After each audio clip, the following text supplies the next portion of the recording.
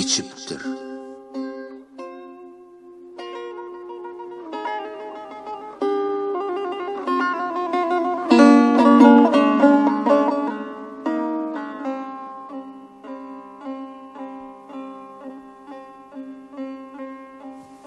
Nanın yiyip suwun içdim jahanyň.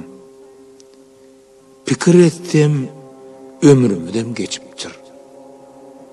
Suwun içip nanın yiyem jahanyň, kim kimden ol meniň kanım içipdir. Özümiz gojolsak göwnürmiz ýaş. Ömür etse oňa bolmaz hiç alaç. Yalaňaç gelenler gider yalaňaç.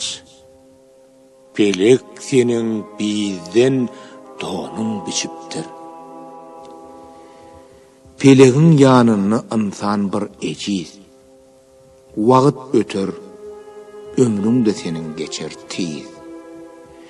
Ey insan, sen hapa bolmagyn hergiz. Otur, oýlan gör, kimseler geçipdir.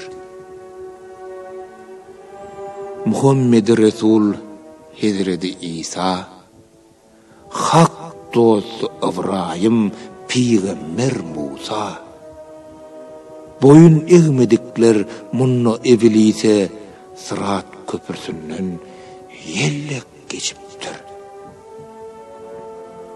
Geçipdir görmünden nice alimler, nahaktan gan nökün ençe zalimler. Abu Lahab, Fırgun hemde Karunlar yer ve yegsan bolup hardyk geçipdir. Yer yüzünü alan iskenler şani koydu mi? Bir teret bu jahan pani. Pikir eyle tutun bağımı dünyani.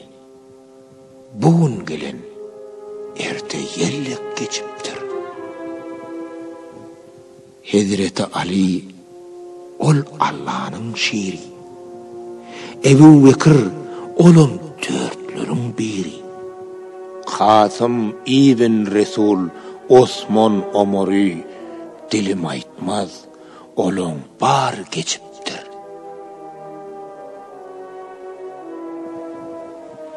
Ey pelek güllensem men sana göney. Men görmedim bu jahanı tutany. Ata dir, 5 günnäp söýsek watany, altın jun watan dünýe geçipdir.